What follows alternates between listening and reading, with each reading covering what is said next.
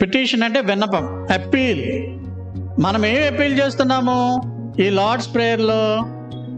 మా రుణస్థులను మేము క్షమించిన ప్రకారము మా రుణములు క్షమించము. అంటే ఇక్కడ ఒక కండిషన్తో మనం అడుగుతున్నాం, lord forgive our sins as we forgive the sins of other people, our friends, other relations.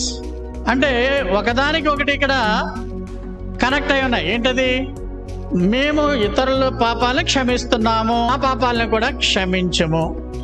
నీవేమో ఇతరుల పాపాలని క్షమించవు. యేసుప్రభు, తండ్రి వీరేమి చేయుచున్నారో వీరిని క్షమించమని అంటే, నిన్ను ఎవడైనా క్షమాపణ అడిగినా నిన్ను హర్ట్ చేశారు కాబట్టి జీవితాంతము నిన్ను క్షమించననే మాట అంటావు. నువ్వు చచ్చిపోతే ఇంకెవరిని క్షమిస్తావు? చచ్చినని క్షమించననే మాట క్రైస్తవుల నోట రాకూడదు.